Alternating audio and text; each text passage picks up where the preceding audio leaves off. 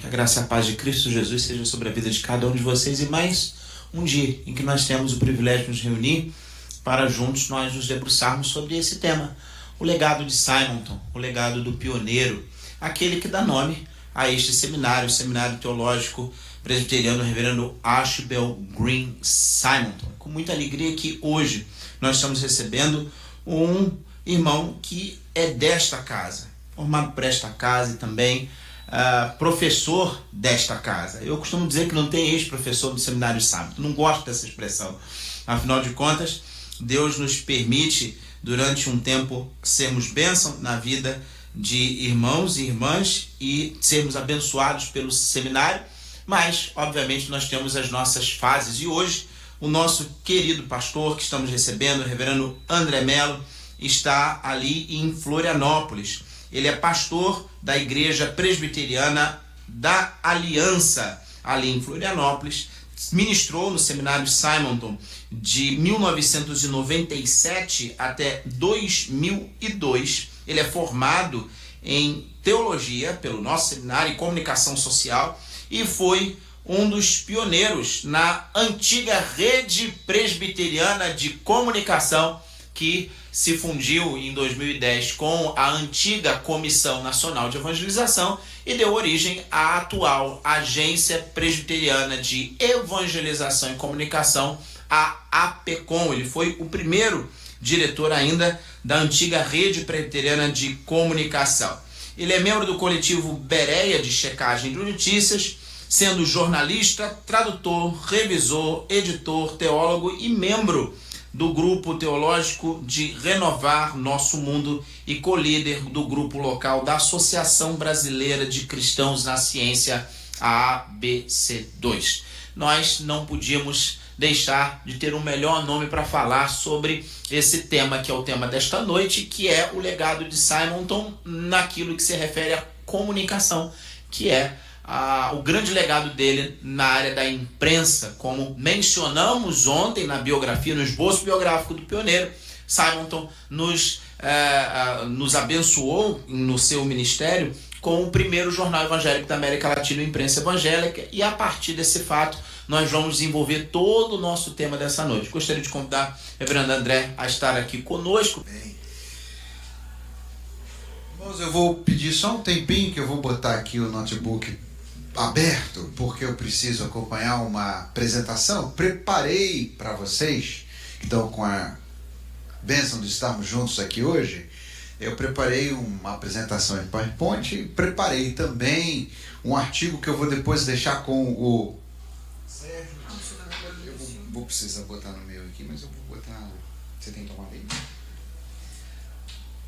É porque é a apresentação que eu preparei, está em PowerPoint, mas eu botei em PDF também, eu já mandei aqui para o Pedro. E aí eu já queria aproveitar para fazer a saudação aqui, a gratidão ao Pedro pelo seu trabalho, a Lara, que está aqui também, fotografando a gente, e o Carlos, acertei? Então, tá lá. Tem que agradecer esse povo que faz o trabalho acontecer. Eu comecei na igreja fazendo algumas coisas assim, que a gente acaba sendo lembrado algumas vezes, por estarmos ali servindo ao Senhor, e é sempre bom nas nossas igrejas, nos nossos trabalhos, nas diversas caminhadas da nossa história, que a gente possa agradecer aqueles que estão fazendo a obra acontecer. Então, nossa gratidão e o nosso carinho aí ao Pedro, a Lara e o Carlos estão lá se desdobrando para fazer com que você possa também estar aqui hoje e participando. E já enviei, como eu falei, o PowerPoint no formato do PowerPoint, PPTX, e no formato PDF para quem talvez tenha dificuldade de abri-lo também, mas é o mesmo que a gente vai projetar ali. Aqui eu preciso dizer para você que eu não perguntei para o pastor Sérgio, nem para o nosso capelão ali, o Adelino, quanto tempo eu tenho. Ninguém me disse. Então, eu pressuponho que nós vamos fazer uma vigília. É isso, então? Aí nós vamos até amanhã? Sim. Porque da última vez que eu me lembro que a gente vinha aqui na igreja do MEG, tinha um seminário, tinha vigília na igreja do seminário, sabe? Não sei se ainda tem hoje, mas presbiteriano também faz vigília, né? A gente fazia quando o seminário funcionava aqui na igreja do Meyer, e aí a gente às vezes emendava em alguns dos cultos ou semanas teológicas. Mas eu acho que... Ah, ele vai avisar? Então tá bom, ele vai aparecer com a plaquinha de 10 minutos para você caminhar conosco. Tem tomada, já está funcionando, então vamos lá. Botei no meu computador aqui, mas ele demora um pouquinho para ligar. Ele é tão antigo quanto eu.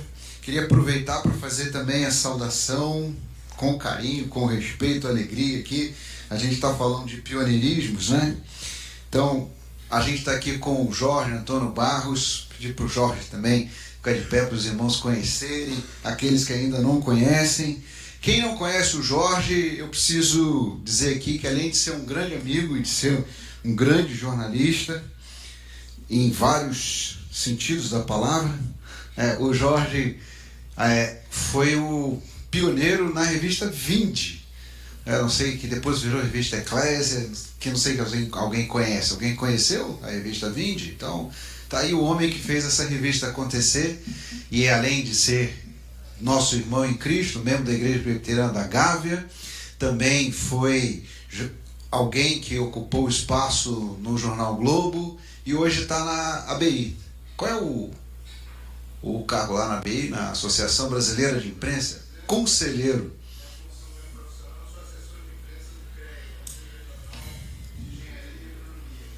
Muito bem, então está aí apresentado. A gente vai... Tá...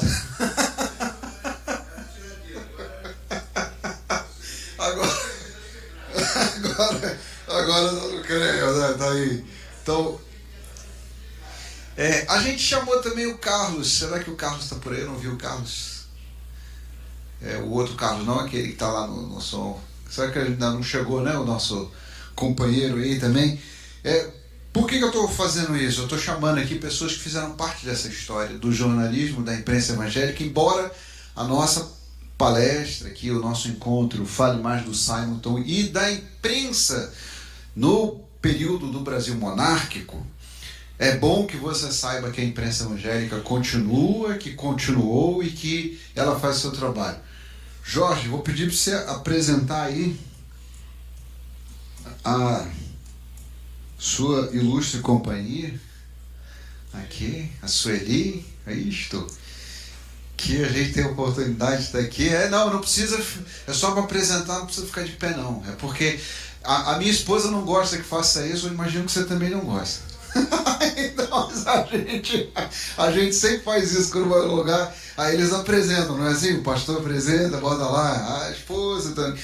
Manda um abraço aqui da Carla, a minha esposa, que eu conheci na Igreja Presbiteriana de Madureira, né? O rapaz que fez aqui a oração encontrou comigo, agora reverendo, tá lembrado de mim? Essa covardia, ele era pajem, né? Na época em que eu fiz o casamento aí com a Carla, em 26 de junho de 1996. Então faz algum tempo, né? Então a gente tem a oportunidade de estar aí diante de Deus, de agradecer ao Senhor por todo esse caminho. A data está chegando, 26 de junho, né? De novo.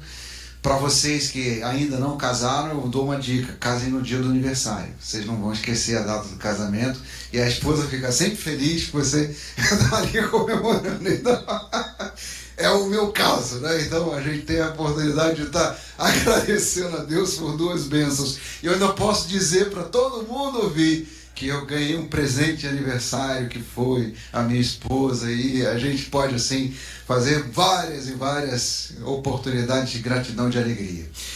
Eu estou vendo mais gente aqui que eu conheço de vista, outros que eu conheci ainda hoje, mas eu queria pedir para você, primeiro,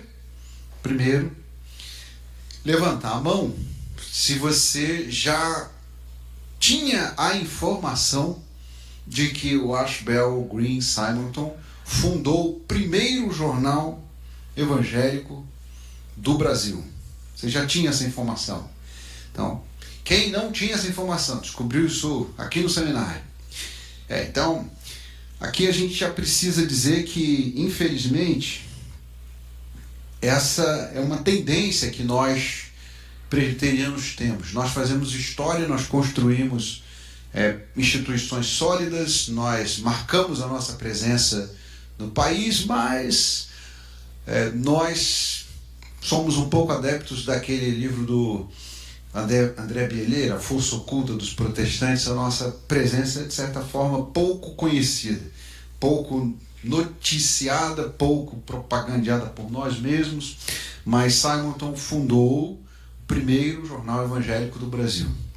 Não só fundou o primeiro jornal evangélico, mas pagou um alto preço por fazer isso num momento em que o Brasil ainda não tinha os mesmos referenciais que nós temos hoje de liberdade de imprensa, liberdade de opinião. O Brasil, o Império, tinha uma religião oficial e até 1821, você vai ver essa data aqui algumas vezes, existia censura prévia de todas as publicações que fossem impressas ou até mesmo traduzidas aqui no Brasil. Então, isto era uma atividade do Estado. Então, por que, eu faço a pergunta aqui e eu mesmo respondo, né? Por que nós estamos falando disso? Nós vamos fazer aqui uma análise bem sucinta, eu vou tentar ser breve, apesar de que toda vez que o pastor diz que vai tentar ser breve, você sabe que ele conclui 8 vezes e ainda não termina o sermão, né? Você sabe como funciona isso. Mas eu vou tentar ser breve, porque eu gostaria muito de ouvir vocês. A gente vai ter um trabalho aqui de sentarmos numa mesa e vamos ter a oportunidade de responder perguntas. Eu acho que é fundamental que vocês façam perguntas e que a gente possa reverberar não somente o pioneirismo do Simonton, mas que nós possamos, de alguma maneira, ensinar para as nossas igrejas e para o nosso povo o que significa ser presbiteriano e o que significa defender uma ética comunicacional, uma ética protestante, nesses tempos de pandemia, de desinformação, de fake news. Eu estou usando aqui alguns conceitos que são bem conhecidos no meio, mas provavelmente você não os ouviu antes. Então, eu vou começar pedindo a você, se puder, olhe lá para a projeção. Se você não consegue ver, eu agora estou vendo que eu coloquei um fundo ali que não ficou tão claro para poder ler, quis brincar um pouquinho com as cores aí, e como eu não sou designer, não ficou tão bom assim, né? Mas se você não consegue ver, eu acho que dá para, talvez, vocês têm um grupo para compartilhar isso aqui, pode compartilhar no grupo de vocês aí do WhatsApp. Já que a gente compartilha desinformação, compartilhar informação também. Aí você pode ter oportunidade. Não sei se tem seminário, tem um grupo, dá para jogar. Não sei se o Pedro, Carlos, Lara pode jogar no grupo dos alunos. Aí você abre. Eu faço isso na igreja, tá? A gente faz na igreja a projeção e encaminho para todo o grupo da igreja, o WhatsApp, o pessoal abre lá, acompanha a mensagem, acompanha a projeção, acompanha os cânticos. Tem um presbítero da minha igreja que faz parte da liderança da Associação Catarinense de Integração dos Cegos, e ele me ensinou que os softwares que fazem a leitura para os cegos usam o PDF. Então a gente sempre bota o PDF para que as pessoas que enxergam além da visão, enxergam além daquilo que nós estamos vendo, possam também nos acompanhar escutando aquilo que está ali sendo projetado, que está sendo impresso. Isso também é iniciativa da igreja.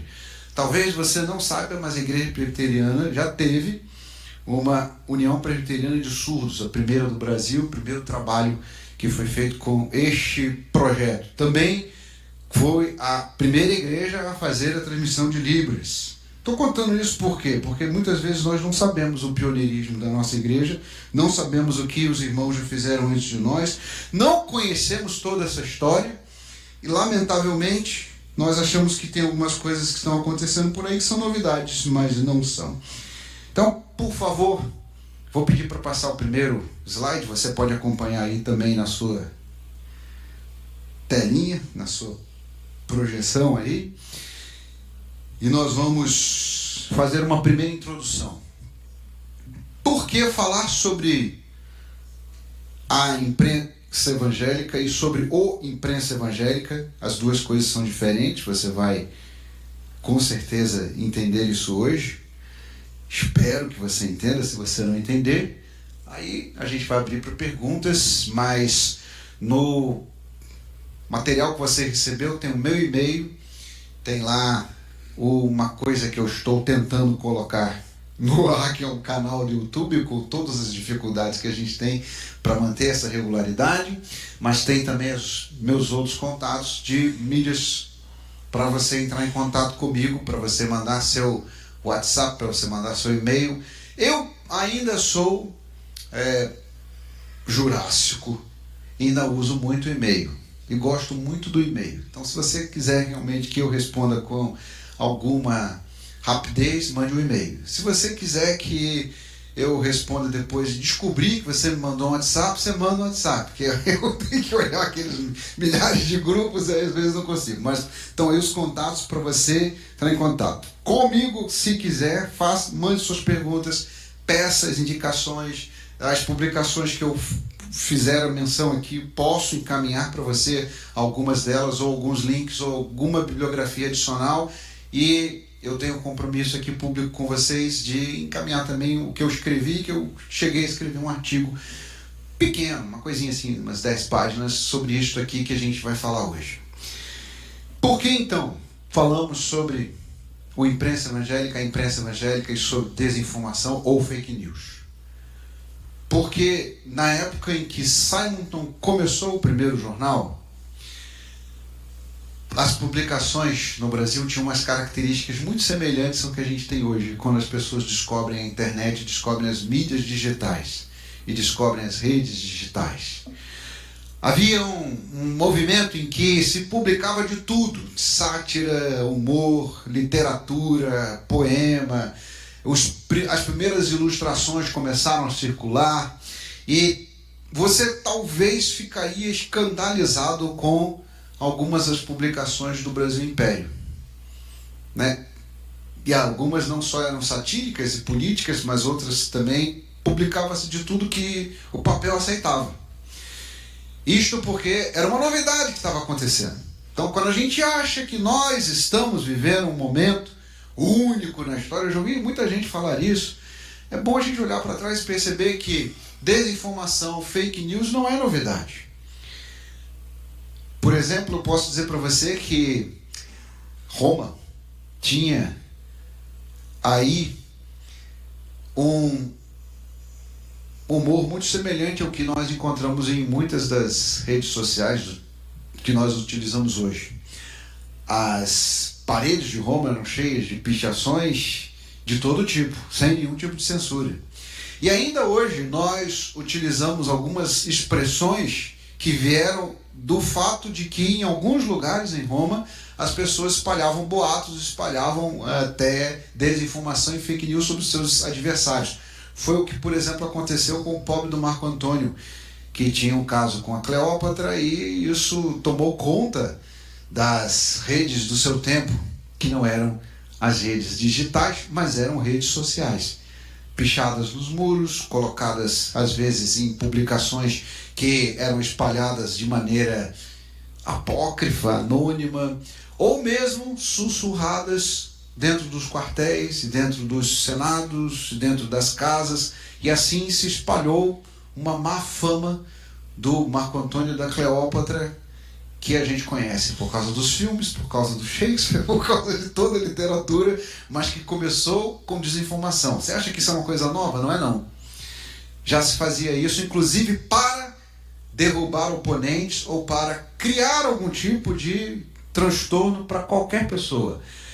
Quando a gente está falando então de imprensa, e eu preciso que você agora passe para outra página ali,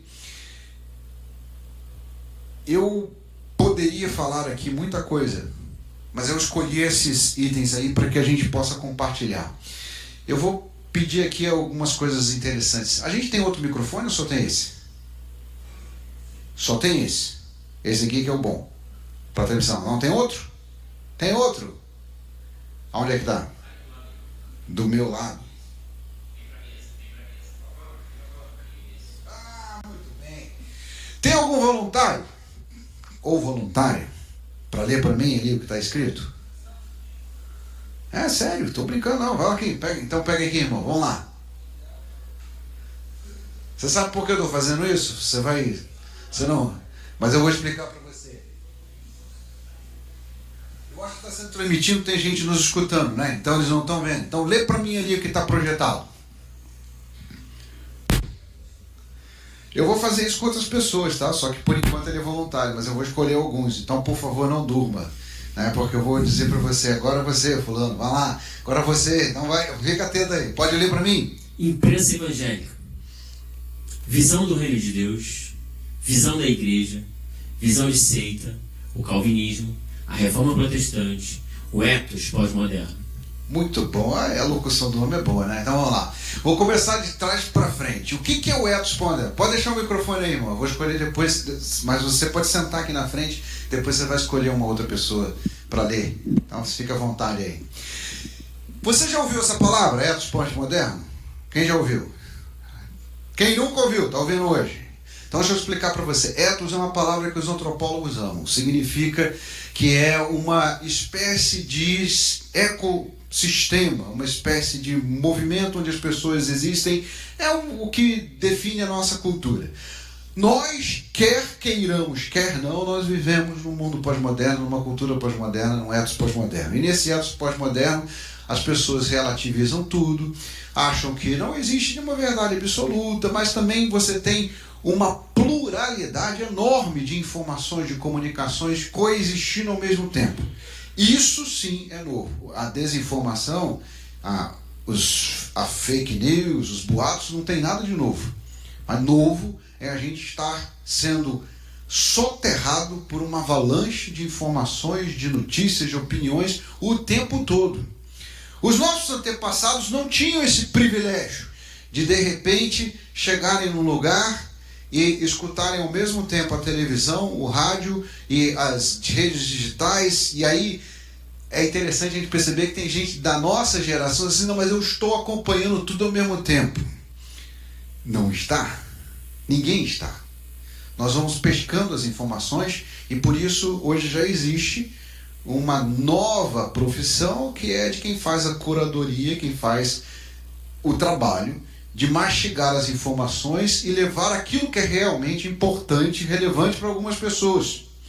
E esse tipo de atividade profissional está se tornando essencial, porque numa avalanche de informações, de desinformações que nós temos nesse ethos pós-moderno, como que a pessoa descobre realmente se é um boato, se é uma fake news ou se é um investimento correto?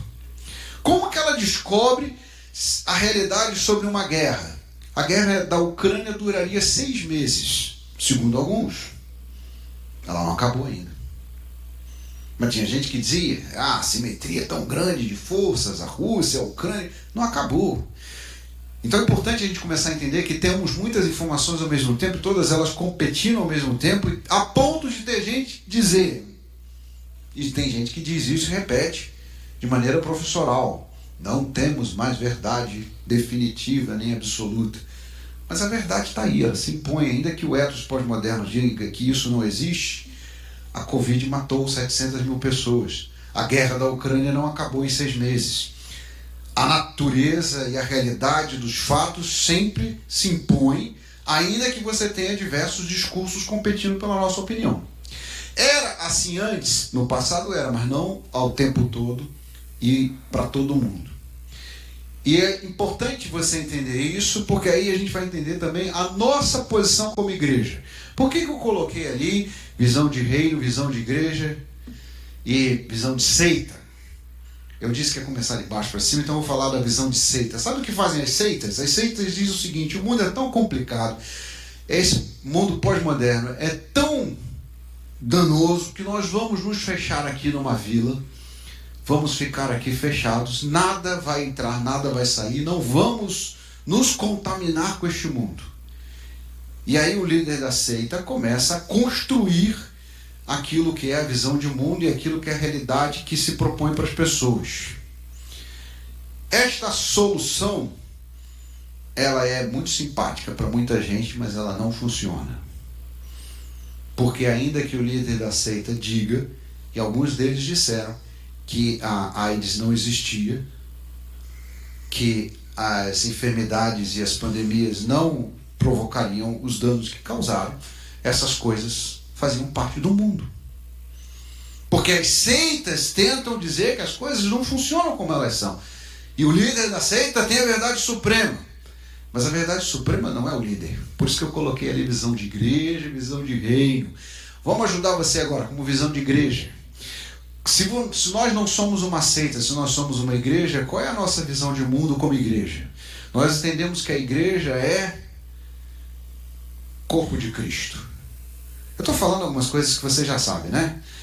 Mas a igreja corpo de Cristo é tudo que Deus faz neste mundo, é tudo que existe de verdade?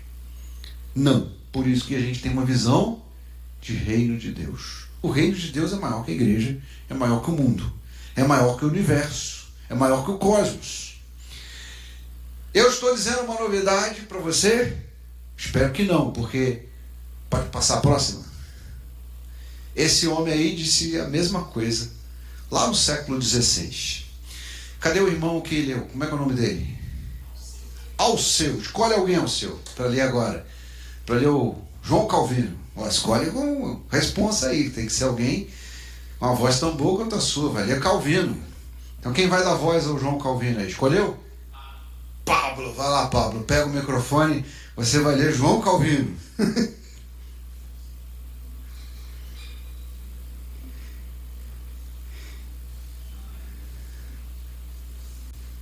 Depois você se acerta com o seu.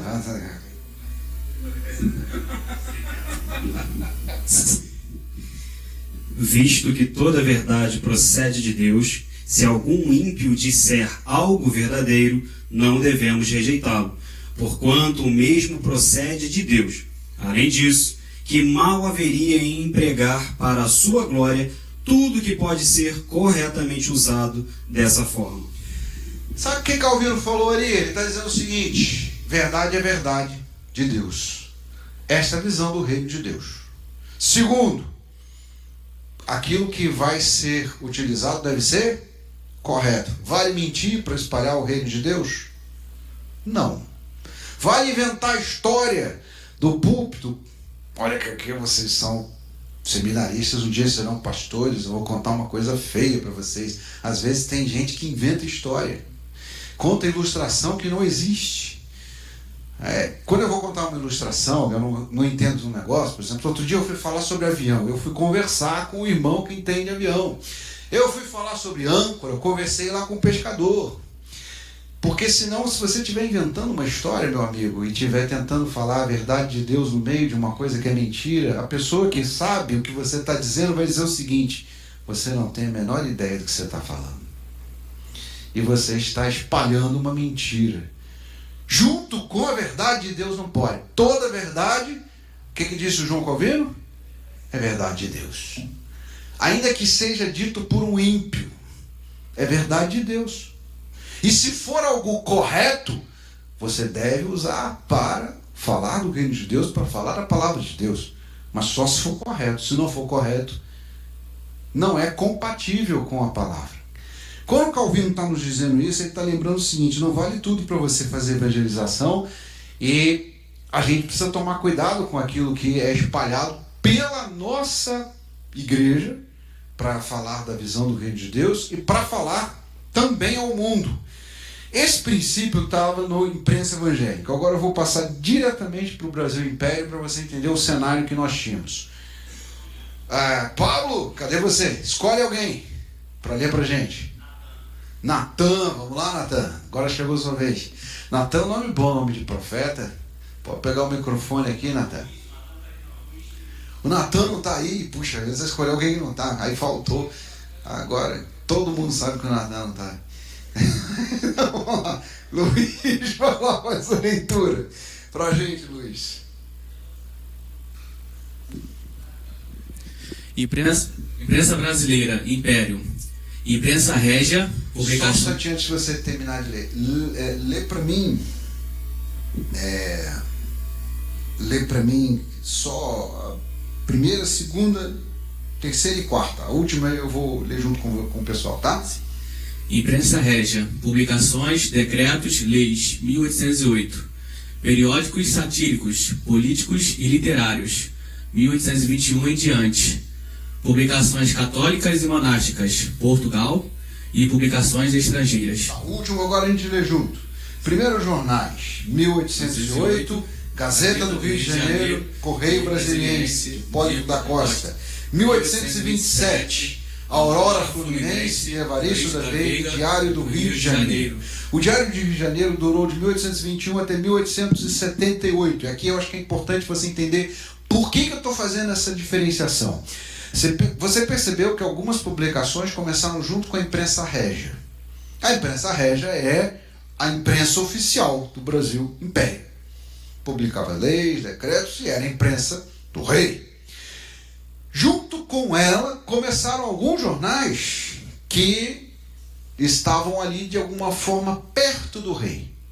Então, um desses jornais, por exemplo, só para você ter uma ideia, e eu preciso dizer isso, apesar dele existir desde 1808, a Gazeta do Rio de Janeiro não publicou o Grito da Independência do Ipiranga. Não aconteceu, ninguém viu.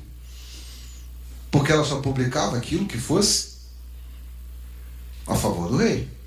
Por isso começaram alguns jornais depois de 1821, porque depois de 1821 acabou a censura. Você vai ver essa data daqui a pouquinho, e aí você vai entender por que acabou a censura prévia. As publicações católicas, elas eram impressas em Portugal, passavam por todo o imprimatur com a autorização de toda a hierarquia, e era diferente. Mas tinham publicações estrangeiras que chegavam no Brasil.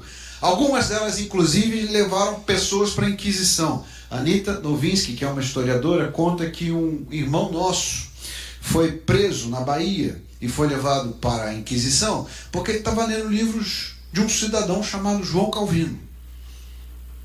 Como é que chegou aqui no Brasil? Na época do Brasil Colônia, alguém trouxe uma publicação estrangeira. O próprio José Manuel da Conceição também conta essa história, que publicações estrangeiras chegavam aqui no Brasil, mas elas eram extremamente raras e caras. E era preciso que a pessoa dominasse uma língua estrangeira para que pudesse traduzir o que estava em francês, em inglês, para que outros pudessem conhecer. Então, a partir de 1821, a gente tem um novo movimento. E esse novo movimento vai ficar mais claro agora, inclusive com o próprio Simonton e com a imprensa evangélica. Quem é que leu foi o Luiz. Luiz, escolhe agora quem vai ler. Como é que é o nome? Asaf. O negócio tá ficando bom, né? Agora é um Asaf. É Natan, é Asaf. Não, é o próximo, né? Esse já foi. Pode passar aí. O Asaf tá ligado aqui, não pode ler o mesmo não, vai ler o outro. Dos aproximadamente 43 mil homens livres que em 1821 residiam na capital, verifica-se 8 mil assinantes do Manifesto do Fico. Outro dado relevante para avaliar a dimensão real do público de impressos é o número de livrarias e tipografias. Através dos anúncios na Gazeta e no Diário do Rio de Janeiro, Neves identificou 9 livreiros especializados, 3 lojas ligadas à tipografia e 11 negociantes que vendiam publicações, pois os preços dos periódicos não eram inacessíveis a um público mais amplo. Muito bem. O que está acontecendo então, gente? 1821, o que a data diz para você? Estou contando a história do Brasil porque isso tem tudo a ver com o que o Simonton vai fazer depois e com o que está acontecendo no país. Tem o dia do Fico. Alguém lembra o que é o dia do Fico? Pode levantar a mão. Você não fugiu da escola nesse dia, você lembra que é o dia do Fico? Não pediu atestado, não ficou em casa. Então, o que aconteceu no dia do Fico?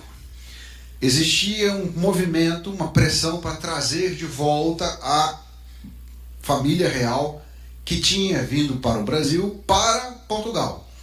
E o Brasil seria rebaixado de Reino Unido para colônia. Deixaria de estar com a corte aqui presente, acabaria a imprensa régia, aquela coisa toda, e começa o movimento. Quantas pessoas participaram desse documento? 8 mil. Por que esse número é importante? Porque ele dá um tamanho para o público de leitores e de pessoas que leram e que assinaram esse abaixo-assinado.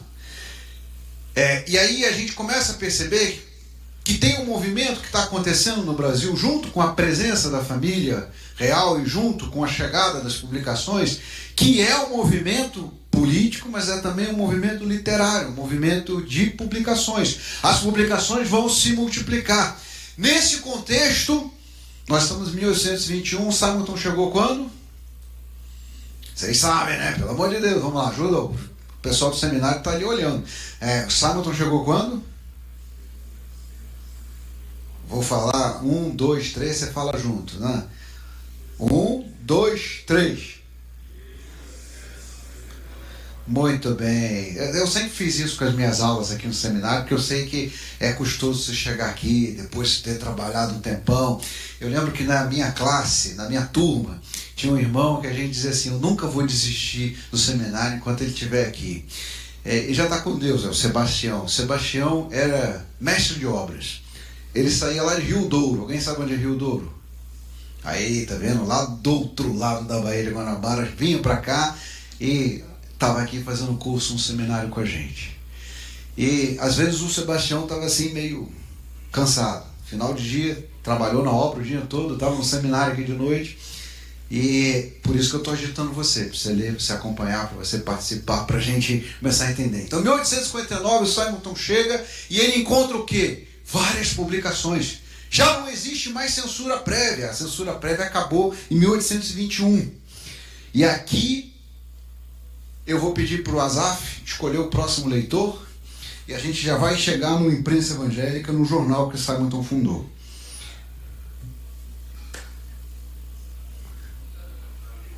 É o Leonardo. Vamos lá, pode ler, Leonardo. Bora, vamos lá.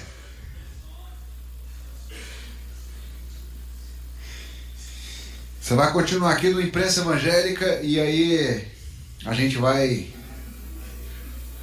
aprender uma coisa. O microfone está aqui. Eu acho que era mais fácil deixar... Bom, vou deixar ele aqui mesmo. Vou mexer no microfone não, tá? Então tá bom. Isso. É o próximo, não é esse aí não. Pode passar. Isso. O Imprensa Evangélica, jornal quinzenal, inicialmente semanário. 3 equipes distintas, doutrina e informação. 5 de novembro de 1864. Primeiro número. O periódico durou 28 anos, até 2/7 de 1892. Último número. Clipe da imprensa estrangeira e material educativo. Checagem, o apóstolo Pedro esteve em Roma. Esse último eu vou começar aqui também, traz para frente para você entender um pouquinho mais a história. Essa matéria do Imprensa Evangélica foi a que ganhou mais destaque e gerou mais problemas para os missionários, porque eles começaram a questionar e publicar essa pergunta: o apóstolo Pedro esteve em Roma? Existem evidências históricas que ele...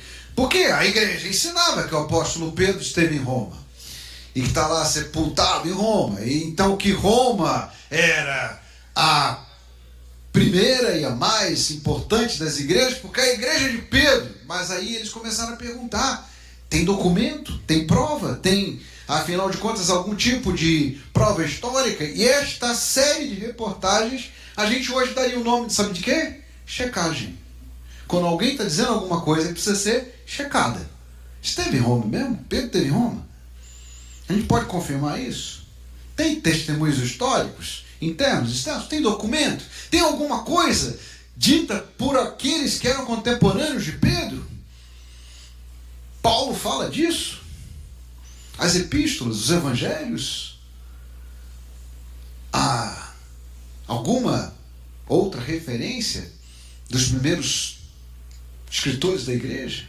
Eles levantaram essas questões e publicaram isso sequencialmente, e geraram, evidentemente, um movimento, e geraram também problemas para eles mesmos, porque o Imprensa Evangélica não era lido só pelos protestantes. Muitas autoridades eclesiásticas e muitas pessoas começaram a acompanhar uma coisa que só o Imprensa Evangélica fazia. Eu chamei ele de clipping. Sabe o que é clipping? Eles pegavam várias publicações em vários lugares e diziam assim, isso aqui tem a ver com religião. E eles faziam uma espécie de... Lembra que eu falei daquela profissão no início? Da nossa caminhada aqui? Eles faziam uma espécie de leitura, resenha, ou resumo de alguma coisa que interessava ao público religioso. Você vai ver no primeiro número eles já fizeram isso. Eles começaram a discutir aquilo que na Grécia foi decidido a respeito da religião oficial, que era a religião católica ortodoxa, e nenhuma outra poderia fazer proselitismo, nenhuma outra poderia erguer qualquer tipo. Eles estavam fazendo uma coisa muito inteligente, porque mostrando o que estava acontecendo no mundo, eles faziam as comparações com o que estava acontecendo no Brasil. E faziam as pessoas pensarem. Porque se na Grécia existia isto, e a igreja de Roma não poderia enviar seus padres para a Grécia, porque a religião oficial era a igreja ortodoxa grega, e aí os redatores do imprensa evangélica diziam, isto não é liberdade de religião, impedir uma religião de falar, de ter proselitismo, é impedir que ela seja aquilo que toda religião deve ser. Isso está escrito no primeiro número. E eles faziam isso com vários assuntos, e com assuntos que interessavam aos religiosos e aos religiosos. É como se nós, hoje, olhássemos todos os jornais do mundo e separássemos. Aqui nesse lugar aqui, olha, tem uma matéria que afeta as igrejas, que afeta os religiosos. Aqui tem um tema que interessa ao nosso povo. Então é assim que eles fizeram em vários dos seus números. E muita gente que não tinha acesso aos jornais estrangeiros, aos jornais que estavam em outra língua, liam. Você já aprendeu. Liam ali o imprensa evangélica só para ter esse clipe. As principais notícias de religião e as principais notícias sobre religião no mundo. A outra coisa que a gente percebe aí é que eles inicialmente tinham uma proposta de publicarem um semanário. E aí eu vou dizer uma coisa para você do fundo do meu coração. Se o plano que você fez não é aquele que aconteceu, não sofra por isso. Simonton também passou por isso. Ele queria fazer um jornal que fosse publicado sempre aos sábados. Depois, nem ele, nem o Blackford, nem o José Manuel da Conceição conseguiram manter essa tiragem, e o jornal que deveria ser um semanário aos sábados virou quinzenal. Depois ele passou a ser publicado até mensalmente. E aí a gente vai percebendo o seguinte, que à medida que eles tinham dificuldades, eles mantinham o propósito de publicar. Mas eles perceberam as dificuldades de publicar semanalmente. E aqui o Jorge sabe disso, né? São heróis os que conseguem manter uma publicação semanal, uma publicação diária, mais ainda. Eu quero agora passar diretamente à equipe e depois você vai ver, tá aí também no PDF que você recebeu, no PowerPoint, a gente colocou duas imagens da primeira e da última página do primeiro número do Imprensa Evangélica. Se você nunca viu, tá aí disponível para você. Que a gente aqui precisa mostrar aquilo que a gente está dizendo, né? Não basta simplesmente dizer, tem que dizer que é informação, e informação tem que ser sempre checada, tem que ser sempre correta, senão é desinformação. Quem que leu agora foi o Leonardo que leu. Leonardo, escolhe aí quem vai ler. Pronto. Cadê o homem? Tá aí ou faltou? Não sei. Não, tá aí. Muito bem. Peraí, tem mais de um?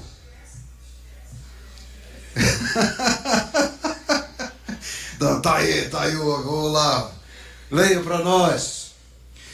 Pode passar aí já para os redatores e os administradores do Imprensa Evangélica. Boa noite. Eu acho que é ele que liga lá, olha. Pode falar? Pode falar. A Imprensa Evangélica, a equipe, os redatores, Reverendo Ades Cleo Simon, 5/11/1864 ao 20/12/1867. Só um instantinho. O que aconteceu em 20/12/1867? Alguém sabe? Sabe, então morreu. Aí, acabou. Você lembra disso, né? Ele foi redator do jornal até o dia da sua morte, até o momento que ele não conseguiu mais continuar trabalhando, né? Então é igual a gente, vai trabalhar até chegar no céu. Vamos lá. Continua com a história, vamos lá. Reverendo Alexandre Blackford, Reverendo José Manuel da Conceição e Reverendo Jorge Chamberlain, os administradores Domingo Manuel de Oliveira de Quintana e Camilo José Cardoso, os últimos números do 0/2/7 de 1892, teve como redator J.A. Correia. Muito bem, gostei da leitura. Bora. Bom, irmãos, o que você reparou disso aqui? Eu preciso dizer para você aqui só duas coisas antes de a gente ver a página do Imprensa Evangélica. A primeira coisa é que quando eu fui chamado para fazer parte aqui de algumas atividades, a primeira pergunta que a gente sempre faz é qual é o nosso time. Porque uma das coisas que a gente precisa desfazer na nossa mente, e na nossa mente como pastores, na nossa mente como comunicadores, na nossa mente como líderes, a gente precisa desfazer essa ideia romântica de um cidadão fazendo tudo sozinho e produzindo tudo por conta própria. Por que a gente precisa falar das equipes do Imprensa Evangélica? Porque ninguém faz nada sozinho. Você pode repetir comigo? Acho que isso vale para você. Você vai aprender na sua caminhada da vida. Você tem uma ideia, compartilha essa ideia com outras pessoas, tenta produzir junto.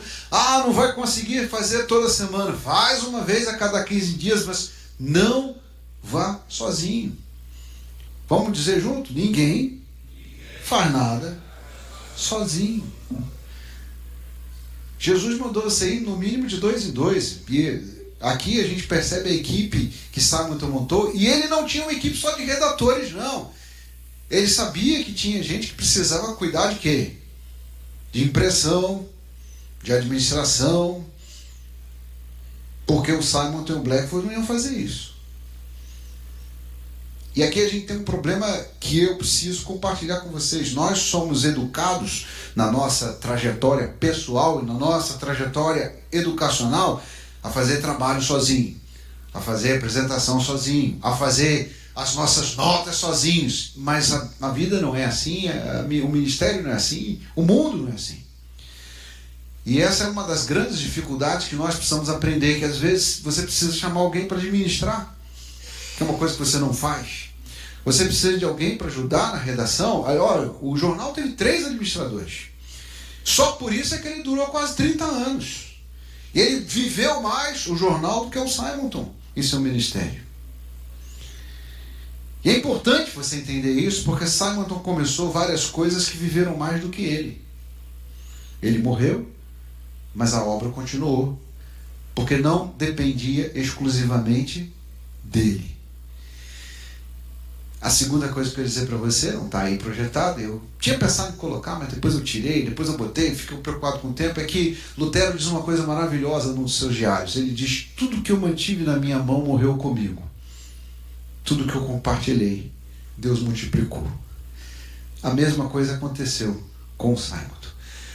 Bom, eu vou passar para a página, porque eu queria mostrar para você a primeira página. Está aí mais pertinho para você ver, dá para você se divertir com o português do tempo do Brasil Império. Mas na última página é que está aquilo que fazia o grande sucesso do jornal, que é o que eu chamei de clipping das notícias internacionais. E ali está a notícia que eu fiz a menção aqui. Ele colocava assim: noticiário. O jornal tinha notícia, o Imprensa Evangélica. Noticiário. No noticiário ele contava que lá na Grécia eles decidiram que a religião oficial era o catolicismo ortodoxo e que as outras não podiam. Aí ele começa uma discussão sobre liberdade de religião a partir de uma notícia, ou seja, a partir de um fato. Ele não precisava inventar uma mentira, ele tinha um fato, ele tinha uma notícia para provocar alguma coisa. E eu queria dizer para você que essa é a nossa maior estratégia. Existe um fato diante de nós, Deus faz as coisas acontecerem. Simonton, Blackford e a turma que trabalhava com ele não precisava dizer: olha, a gente precisa de liberdade de religião no Brasil. Ele mostrava o que estava acontecendo em outro lugar do mundo e fazia as pessoas aqui pensarem. que proibir até os católicos romanos de pregarem é um negócio estranho demais. Porque não deveria existir esse tipo de proibição, e isso está escrito aqui. Está escrito dessa forma, assim como está escrito em outros momentos. Eles colocam a notícia e depois eles fazem comentário, e aí eles levam as pessoas a pensarem sobre o que está acontecendo no mundo. Agora vamos falar da imprensa evangélica. Aí eu vou pedir para um leitor aqui, com bastante fôlego, ler duas projeções seguintes. Agora, quem é que foi que fez a última leitura? Foi o Rodolfo. É Rodolfo, né? Vinícius. Então vai lá, Vinícius. Qual Vinícius? Lázaro. Pronto. Vai quem veio? Vinícius ou Lázaro? Vinícius. Então agora vem o Vinícius, depois vai vir o Lázaro, tá bom? Você tá com a garganta ruim? Ixi, então logo botava. Aí não dá, vou botar você para ler mais coisa. 2? Aí fica difícil, tá com a garganta ruim. Vinícius tá com a garganta ruim. Lázaro. Tá sem os óculos. Tá ficando difícil o negócio aqui, mas vamos lá. Um tá com a garganta ruim e outro tá sem os óculos. Vamos lá. Quem mais então? Então escolhe aí, Lázaro. Quem vai ler?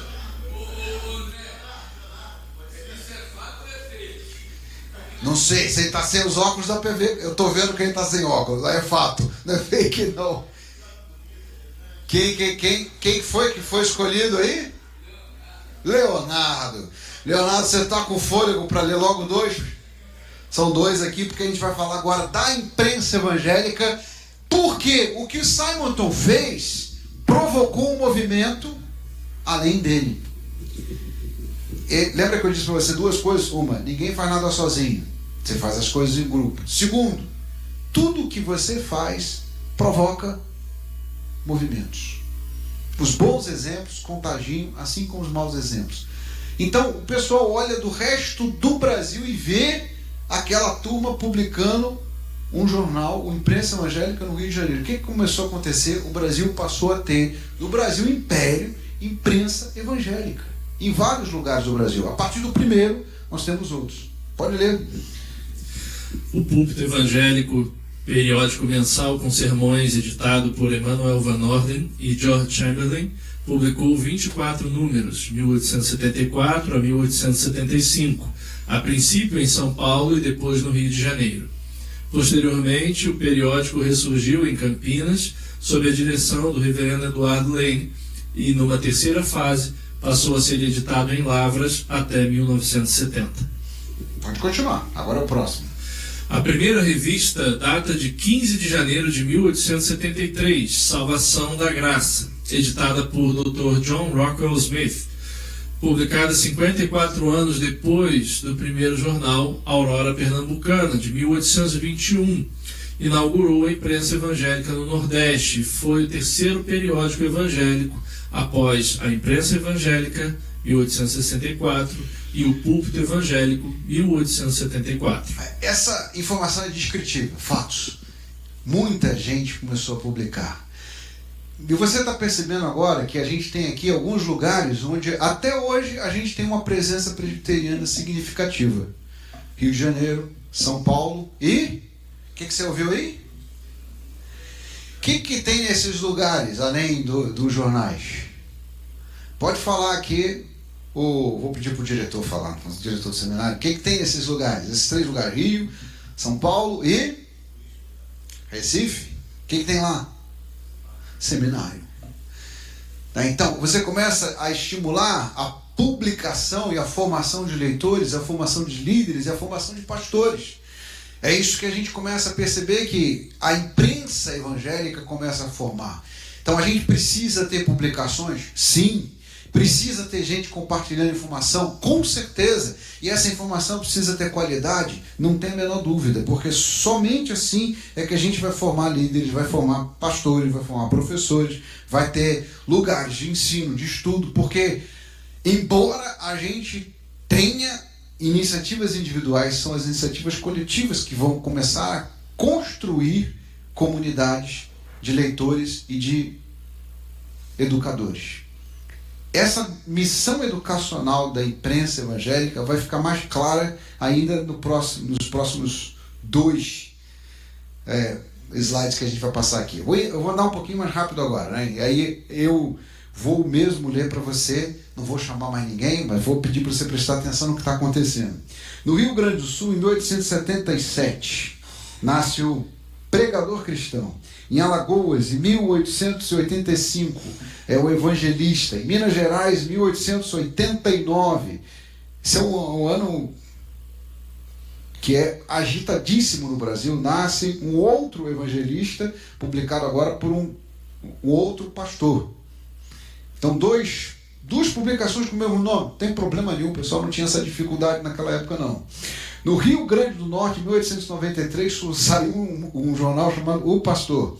No Ceará, aí a gente tem os primeiros jornais evangélicos publicados a partir de 1894, na cidade de Baturité. Alguém sabe onde é? Está dizendo aí, no Ceará. Tinham presbiterianos como redatores. No Paraná, surgiu em 1898, na cidade de Castro, a Aurora do Evangelho. Tem o Instituto Cristão de Castro, lá naquela região. Também em Sergipe, Paraíba e Santa Catarina, os primeiros jornais evangélicos foram de procedência presbiteriana. Temudo Lessa e Oswaldo Hack contam essa história nos seus livros, e você vai percebendo que junto com a história das igrejas tem publicações, tem jornais, tem impressos que vão circular além dos púlpitos, além da comunidade, que vão entrar naquilo que precisa ser checado. Agora eu vou passar para a parte final, aproveitando que o Jorge vai participar do debate com a gente aqui. Nós vamos falar de desinformação, de boatos, de coisas que precisam ser checadas. Eu vou começar com um exemplo histórico para você ver que não é de hoje. Aqui tem uma brincadeira, tem um jornal chamado O Sol, em inglês, The Sun, e eles fizeram uma matéria que é uma pegadinha, uma matéria enganosa, uma matéria mentirosa, uma fake news, e foi publicada em 1835. Eu vou resumir a história para você, porque você depois vai ler.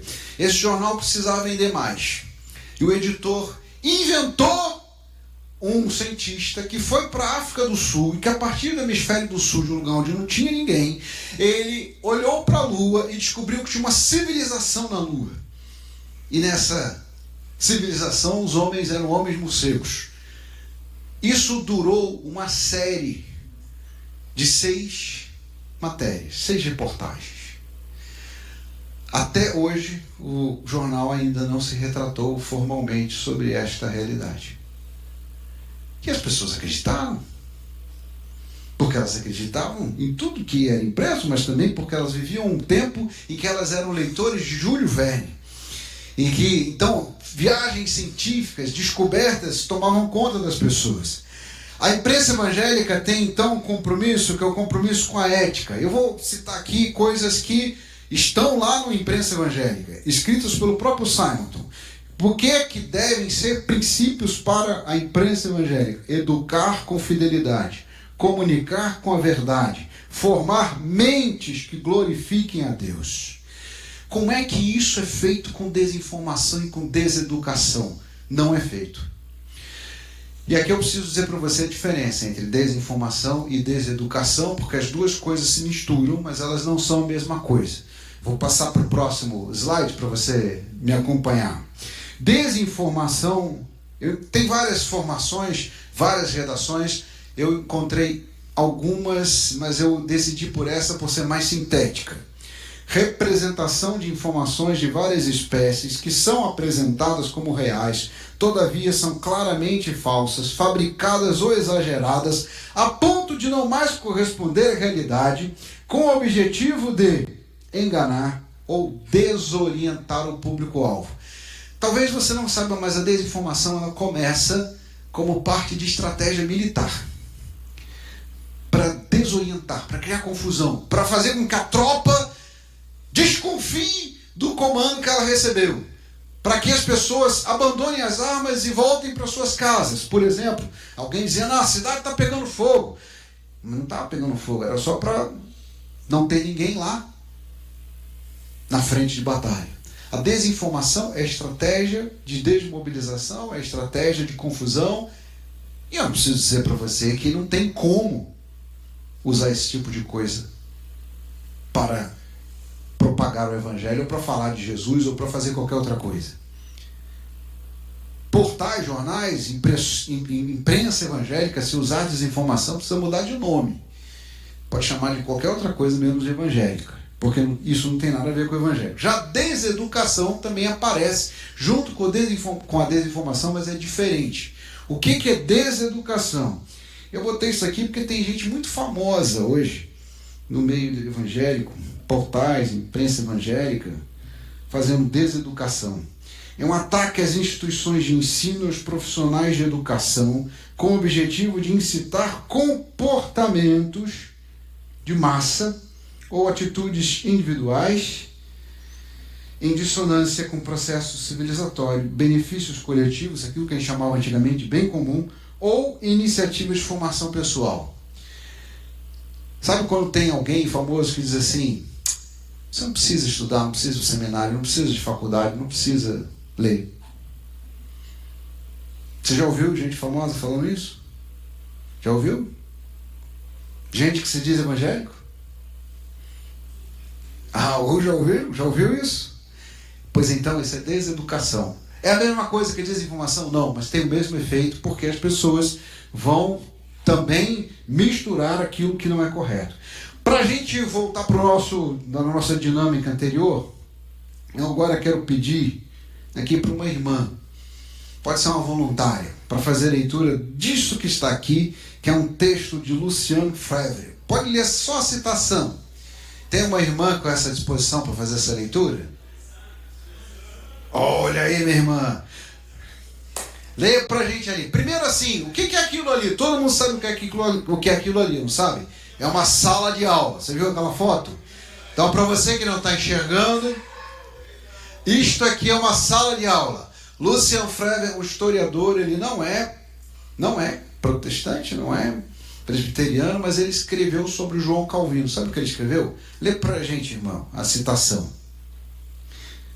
Pode ler daí da sua, isso. É mais fácil, tá vendo? Não precisava dizer que não tem óculos. A irmã tá aqui, lendo bem de pertinho. Tem que destacar a coragem, né? Então diga, vai lá. O essencial, sem dúvida, é outra coisa. Se é verdade que a grande obra de Calvino não foi redigir livros, pronunciar sermões, formular e defender dogmas, foi educar. Lucian Febvre. O que ele está dizendo é o seguinte: a grande obra de João Calvino foi educar. Foi como educador. Todas essas coisas que ele fazia foi para educar as pessoas, inclusive os escritos, as publicações, e ele incentivou a igreja para fazer isso. É por isto que a igreja presbiteriana, a igreja calvinista, a igreja reformada é uma igreja educadora. É uma igreja de pessoas que acreditam na educação, na publicação, que acreditam nas instituições educacionais. Você jamais poderá ouvir, se você já ouviu, eu preciso que você ore por esta pessoa que disse isso, mas você jamais poderá ouvir um pastor reformado dizendo que você não precisa estudar, não precisa ir para o seminário, não precisa fazer faculdade, não precisa ler. Tinha um professor desta casa, reverendo Cléus Len César, dizia: o Espírito Santo não abençoa preguiçoso. Dizer que o Espírito Santo é tudo que basta é preguiça. Porque você precisa estudar. Precisa ler, precisa buscar, precisa compreender, precisa passar noites em claro, buscando a direção do Espírito Santo para aquilo que você está buscando. Estou citando o reverendo Cléus porque foi meu professor, né? Mas porque ele está dizendo aquilo que é essencial para que você escute hoje, para que a gente consiga entender que desinformação, deseducação não são projetos de Deus, principalmente numa igreja educadora. A gente precisa educar as pessoas, ensinar o que é verdade, fazer que as pessoas chequem as informações. Por isso é que eu coloquei ali citações, coloquei os livros, coloquei as obras, coloco as fontes. Vou dizer para você uma coisa aqui que eu estou fazendo lá em Santa Catarina, lá em Florianópolis. Eu termino o sermão, eu deixo os livros que eu consultei em cima da mesa. Digo para os irmãos, venham, podem checar, podem buscar aqui, só não pode levar o meu livro, né? Mas pode olhar, pode tirar foto, pode ver lá de onde que a gente tira, deixa marcadinho para os irmãos entenderem que nós, quanto mais estudamos, mais Deus nos usa. E quanto mais nós dissermos para as pessoas coisa diferente disso, nós precisamos ser repreendidos pelo Senhor. Porque esse negócio de dizer que basta o Espírito Santo e basta você ter ali uma inspiração qualquer, não vem de Deus. O apóstolo Paulo foi chamado por Barnabé, quando Barnabé ficou sabendo que as pessoas estavam aceitando a Cristo em Antioquia, e eles ficaram quanto tempo estudando? A Bíblia diz 1 ano. Então, é importante que você entenda que isto faz parte da nossa fé e faz parte do que precisamos fazer como igreja. Agora vamos olhar para as redes digitais para a gente entender o que está acontecendo hoje. O Brasil tem 131 milhões de usuários. Esse número ele pode estar mudando agora, né? Mas eu vou colocar uma coisa aqui para você entender. Desses 131 milhões de usuários, gente que não crê mais na educação, que não crê mais na informação correta, a soma dos perfis das redes sociais é este. Por que eu botei soma do perfis? Porque o usuário não é a mesma coisa que gente. Tem um conceito que está andando por aí e que diz assim, obrigado, está dizendo, falta 10 minutos. Tem um conceito que está andando por aí que chama internet morta. Você já ouviu falar disso? Então vou dizer para você o que é internet morta. Talvez metade das pessoas que chegam na internet nunca sejam pessoas reais. Porque robôs, inteligências artificiais estão gerando tráfego e movimento. E aí você pensa assim, puxa, tem um monte de gente me xingando. Não é gente. Talvez nem seja gente. São perfis. Não quer dizer que esses usuários são pessoas. Nós temos 131 milhões de usuários. São perfis nessas redes sociais. É provável que alguns perfis sejam da mesma pessoa. Eu mesmo tenho vários perfis. Você também deve contar mais de uma vez nessa conta aqui. Mas estes usuários estão espalhados nessas redes aí, que são as principais, que atingem pelo menos metade desta população que lê alguma coisa no nosso país. O nome desse algoritmo que está aqui está num livro que a gente vai colocar a página aqui para você ver também, que define esse algoritmo, aquilo que o usuário vê. Isso você já percebeu. Você faz uma pesquisa sobre geladeira ou sobre viagem para o Ceará. Você agora parece que é agente de viagens ou que você é um vendedor de geladeira, porque o perfil vai colocar esta direção no seu perfil, nas suas informações. Aqui eu preciso dizer para você que isso também é feito pelas redes digitais e pelas tecnologias do nosso tempo, que é a extração de dados. E, na verdade, o que você acha que é uma emoção, o que você acha que é uma pergunta, é um dado. E este dado se transforma num ranking. E esse ranking vai gerar toda a série de informações que você vai ver daí em diante. Como é que a gente lida com isso? Eu vou falar aqui de duas palavras para você pensar. São duas palavras problemáticas. Uma chama-se tecnofeudalismo e a outra chama-se capitalistas do crime. Por que eu estou colocando isso aqui? Tecnofeudalismo é a ideia de que alguns indivíduos muito poderosos hoje mandam mais do que os estados. E eles dominam boa parte dessas redes. E dominam aquilo que as pessoas veem ou o que elas não veem. Já o capitalistas do crime é um problema para você avisar sua avó, avisar seu pai, avisar sua mãe, que é o fato de que com inteligência artificial, com perfis digitais, com mídias digitais, fazer golpe ficou muito mais fácil. Tanto é que, o cidadão tem que estar muito desesperado para resolver ir para a rua e correr o risco de tomar um tiro ou mesmo de encontrar a polícia. É muito mais fácil ele fazer golpe de dentro da cadeia. Lembra daquela história antiga que alguém ligava se passando por alguém sequestrado? O que mais tem de desinformação na internet é golpe. É golpe, é link. No meu celular, eu instalei um antivírus. Metade das mensagens que eu recebo, porque meus números e meus perfis estão em várias redes, o antivírus diz, a inteligência artificial diz que essa mensagem é golpe. Aí, hoje mesmo eu recebi uma, diz assim, sua CNH vai ser suspensa. Mas eu não tenho nem carteira. Você já recebeu essa? Sua CNH vai ser suspensa? Pois é, meu amigo. O crime é uma coisa extremamente organizada no mundo inteiro. E eles já descobriram que redes sociais, desinformação, rende. E aí, um clique basta para que a pessoa entre numa espiral de golpes. Isso é muito mais seguro do que de sair na rua, do que correr o risco de encontrar um policial. E a gente ainda está apanhando em relação ao crime cibernético. E cada vez que as ferramentas melhoram, eles continuam investindo, porque afinal de contas o cidadão que entra para o crime não entra para o crime porque ele quer aventura, ele entra para o crime por causa de dinheiro. E aqui é importante que a gente entenda isso para a gente entender o que significa. Como nos livramos disso? Vou terminar. Já está chegando lá, tá? Plaquinha levantada. Como nos livramos disso? Essa autora que tem esse livro aí que eu estou colocando para você ver, a Magali Prado, ela fala muito das nossas bolhas. Boa parte da solução para nós está em estourar bolhas.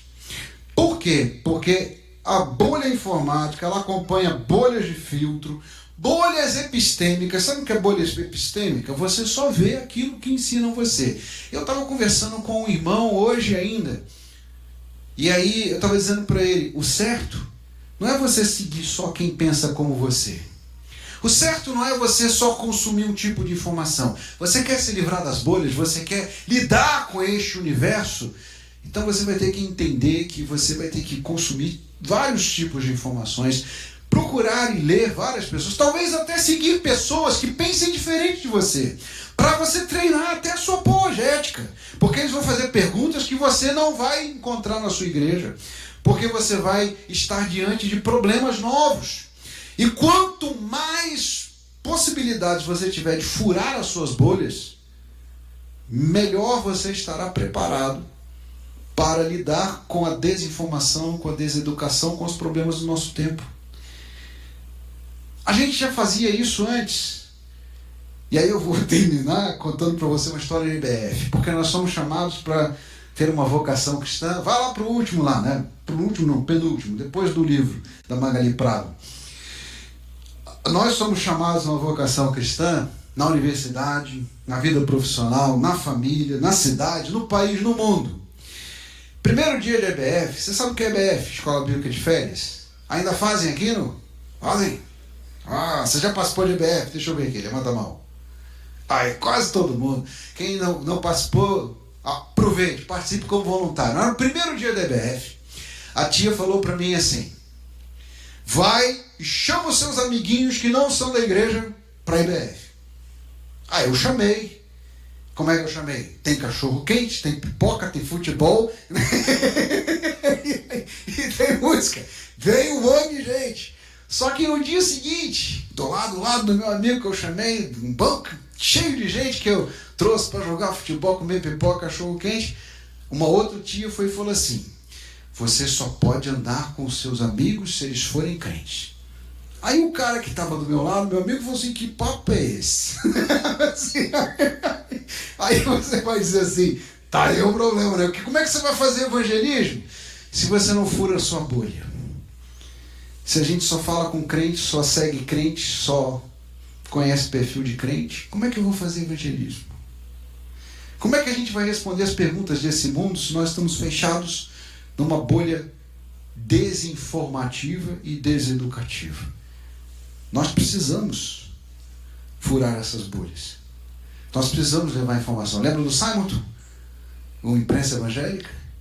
Ele está citando ali, no material que você tem aí, coisas que não são necessariamente presbiterianas, mas que ele sabia que os seus leitores iam ler, porque aí eles iam ler também a doutrina que ele está espalhando junto com o jornal.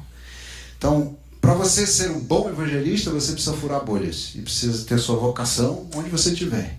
Na universidade, no trabalho, no país, na família, no mundo, onde Deus colocar, você tem que estar aberto para conversar com pessoas. A minha esposa e minha filha ficam sempre brigando comigo porque eu converso com todo mundo, pergunto o nome de todo mundo. E ela diz assim: vai dar bom dia para maluco? Vou, e eu converso com ele, não tem problema. Quem sabe eu não consigo trazer ele para Deus? Aí vai ser um maluco de Deus. Vai ser, às vezes, acho que toda igreja tem. Não, estou pensando alto aqui para concluir, tá? Mas acho que toda igreja tem um maluquinho de Deus. Tá, talvez na sua tem que ter também, para você entender que às vezes tem aquele sujeito que diz assim. acho que toda igreja, aquele sujeito que diz às vezes, o pastor foi lá, convidou um pregador convidado, ele diz uma coisa estranha, aí tem aquele irmãozinho que diz assim, é o que todo mundo estava pensando, mas ele está dizendo, e a gente vai ter oportunidade de acolher todas as pessoas. O que eu estou querendo dizer para você, meu irmão? Quer furar a bolha? Fure. Se você tem dúvidas se a informação é verdadeira, fure a sua bolha. Procure saber o que os outros estão pensando. Se você quer checar aquilo que está sendo colocado, coloque diante de Deus e pesquise. Mas não fique preso dentro do seu grupinho, senão você corre o risco de estar repetindo um comportamento que é de seita e não de igreja. E não vai estar fazendo a vontade de Deus para que os meios necessários para implantar o reino de Cristo sejam colocados no Brasil. Eu concluo com Soli Deo Glória e vou orar com você, porque eu sou pastor, e pastor sempre gosta de fazer oração. Mas eu prometo para você que essa oração vai ser breve, oração presbiteriana, para você não ficar preocupado com o tempo e com as coisas que a gente tem que perguntar, tem que conversar, que a gente tem que aproveitar o fato de estarmos hoje juntos aqui para esse painel. Vamos orar juntos? Santo Deus, o desafio que temos hoje é o mesmo que nós tivemos no passado. Servir ao Rei dos Reis, Senhor dos Senhores, implantar o teu reino através das nossas vidas, através dessa missão que poderia ser dada aos anjos, mas o Senhor deu a cada um de nós. E nós pedimos agora, Senhor, capacita-nos, abre os nossos corações, dirige a cada instante os nossos passos e faz com que aqueles que o Senhor escolheu para ti sejam alcançados por nós e que nós não fiquemos presos numa bolha de crentes que repetem as mesmas fórmulas e que às vezes não têm nem sequer seriedade naquilo que estão propagando. Nós te rogamos que o Senhor nos abençoe, hoje e sempre, em nome de Jesus. Amém.